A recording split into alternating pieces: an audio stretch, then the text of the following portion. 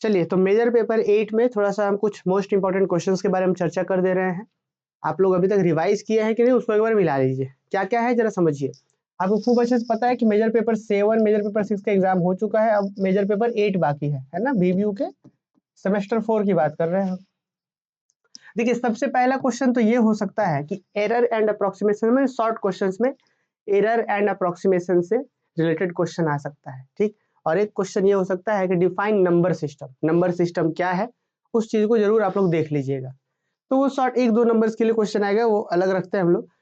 फिलहाल long question में क्या आएगा जरा उस पर चर्चा करते हैं हम लोग। सबसे पहले क्वेश्चन नंबर ए का ए के रूप में आ सकता है कि डिस्कस बाइसेक्शन मेथड, कि भाई बाइसेक्शन मेथड क्या है उसको डिस्कस करिए, ठीक है।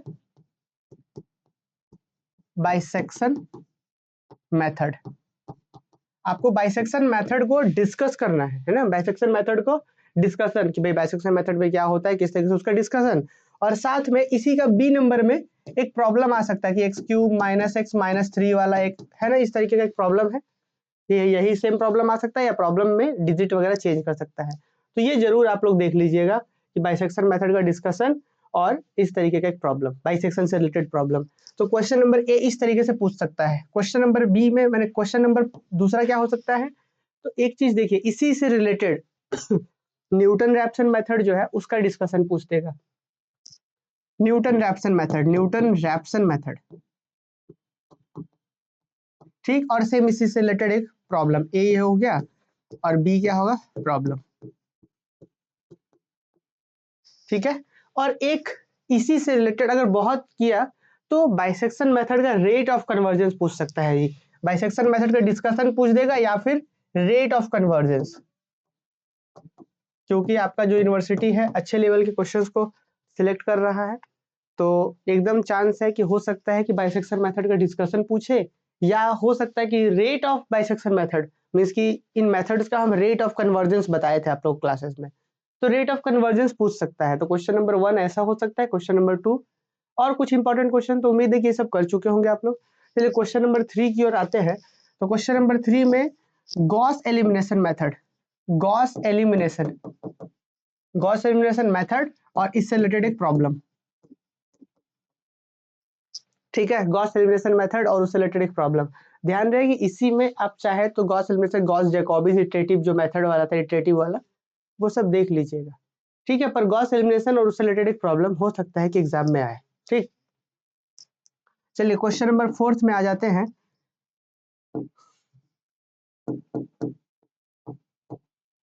Newton forward, forward and backward,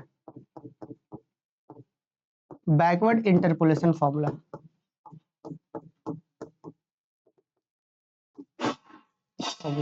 उम्मीद है ये आप लोग कर चुके होंगे, Newton forward and backward interpolation formula. देखिए, Newton forward and backward interpolation formula ये आप लोग देख लीजिएगा, और इससे रिलेटेड प्रॉब्लम भी क्लासेस में करवाए हैं, उसको भी एक बार रिवाइज कर लीजिए, क्योंकि आपका हमेशा क्वेश्चन अब सीधा सीधा क्वेश्चन नहीं पूछ रहा है आपसे, ए और बी में पूछेगा ही पूछेगा। तो आपको फॉर्मूला तो साथ में उसका प्रॉब्लम पूछ सकता है, चाहे फॉरवर्ड फॉर्मूला पूछो चाहे बैकवर्ड, तो उसके साथ एक प्रॉब्लम पूछ सकता है, ए या बी में प्रॉब्लम पूछ सकता है। 5वां नंबर क्वेश्चन आते हैं जो कि बहुत बहुत बहुत इंपॉर्टेंट है, न्यूमेरिकल डिफरेंशिएशन वाले चैप्टर से। न्यूमेरिकल डिफरेंशिएशन में आपको बोल देगा कि first order dy by dx के लिए फॉर्मूला निकालिए यूजिंग फॉरवर्ड इंटरपोलेशन फॉर्मूला, है ना। न्यूटन फॉरवर्ड इंटरपोलेशन फॉर्मूला का उपयोग करके आपको डिफरेंशिएशन वाला फॉर्मूला को डिराइव करना है, डिफरेंशिएशन फॉर्मूला को डिराइव करना है। उम्मीद है कि हम ये किस क्वेश्चन की बात कर रहे हैं आप समझ पा रहे होंगे, कि डिफरेंशिएशन वाले फॉर्मूला को डिराइव करना है ना, फर्स्ट ऑर्डर भी और सेकंड ऑर्डर भी। तो एक क्लास में एक ही क्वेश्चंस के रूप में हम करवाए थे, और उससे रिलेटेड प्रॉब्लम भी हम करवाए थे, इसी से रिलेटेड इसमें प्रॉब्लम भी करवाए थे। तो ये सब बहुत ही मोस्ट इंपॉर्टेंट मतलब टॉपिक्स है, जहां से क्वेश्चन आ सकता है कि न्यूटन जो डिफरेंशिएशन वाला जो फॉर्मूला था dy बाई dx वाला, फॉरवर्ड का यूज करके, और उसके साथ एक प्रॉब्लम देख लीजिएगा आप लोग। चलिए आइए अब 6ठे नंबर क्वेश्चंस में। अब अगला क्वेश्चन है यहाँ पे, मतलब ऐसा कह सकते हैं ट्रेपेजॉइडल रूल, ट्रेपेजॉइडल रूल, और इसी में सिम्पसन थ्री-एट रूल और एक प्रॉब्लम एंड प्रॉब्लम, और 7वां नंबर है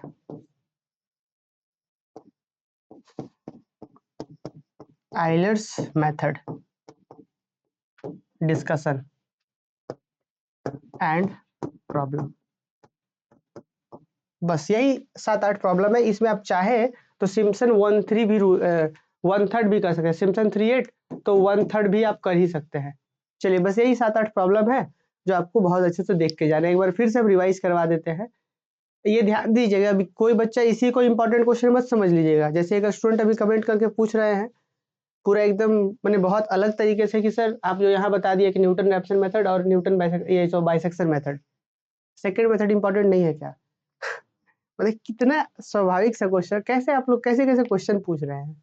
हम क्या बता रहे हैं कि आज जो अभी तक है ये सब रिवीजन किए हैं कि नहीं। तो ये सब रिवीजन किए जो हम सेंटेंस बोल रहे हैं, हम ये बोल रहे हैं क्या कि सिर्फ यही सब पढ़ना है? नहीं, अभी तक ये सब रिवीजन किए हैं कि नहीं, एक बार कमेंट करके बताइए।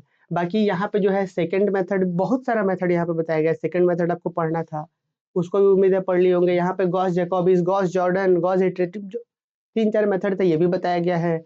उसके बाद यहाँ पे तो बहुत सारे प्रॉब्लम्स बताए गए हैं। फिर डिवाइडेड डिफरेंस चैप्टर से रिलेटेड बहुत सारे क्वेश्चंस बताए गए हैं, वो सब भी आ सकता है ना। अब मान लीजिए मेरा हम पूरा जो 6 महीने 7 महीने पढ़ाए हैं, गेस क्वेश्चन दिया, उसमें भी 30-40 क्वेश्चन दिए हैं, वीडियो सॉल्यूशंस दिया गया है। अब वो सारा चीज को मेरा अब इसी 8 क्वेश्चन से हमको आंकने लगी कि 8 क्वेश्चन से नहीं आया तो बस आप तो कुछ किए ही नहीं, आप तो पढ़ाए ही नहीं, आपका आया नहीं।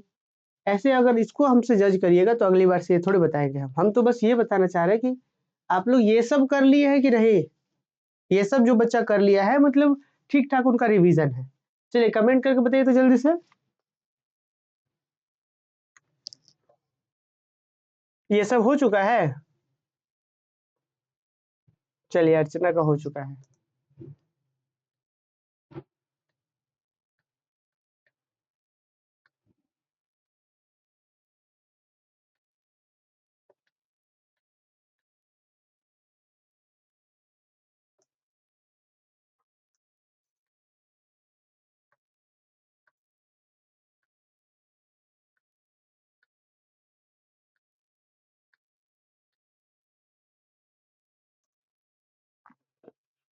लास्ट टॉपिक करना है, चलिए ठीक है कर रहे हैं।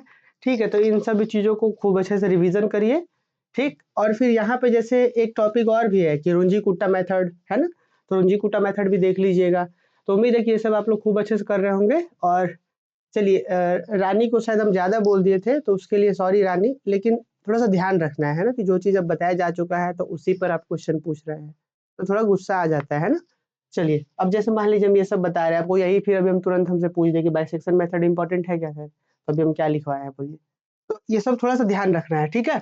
चलिए खूब अच्छे से रिवीजन करिए आप लोग और कल एग्जाम दीजिए। और फिर उसके बाद हम लोग जो सेमेस्टर 5 का बैच है इस बार और हम लोग ज्यादा मेहनत करेंगे, क्योंकि अब एग्जाम यूनिवर्सिटी का जो है पैटर्न देखिए ए और बी करके बट रहा है ना। तो हम लोग हालांकि सेमेस्टर 4 में जितना मेहनत किए हैं क्वेश्चन तो ठीक उसी से आ रहा है, मेजर 6 में भी देखे, मेजर 7 में भी देखे।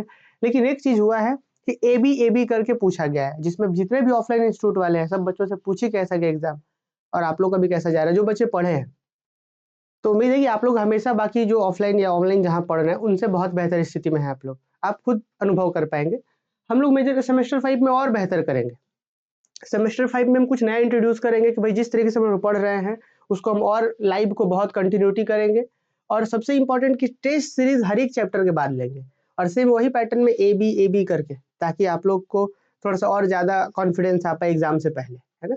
चलिए तो हम लोग सेमेस्टर 5 में और खूब मेहनत करने वाले हैं। बाकी सेमेस्टर 5 का बैच जो है हम कोशिश करेंगे कि 15 फरवरी से शुरू, मैंने मैक्सिमम 15 फरवरी या 15 फरवरी ही फिक्स कर लीजिए कि 15 फरवरी से हम लोग शुरू करेंगे।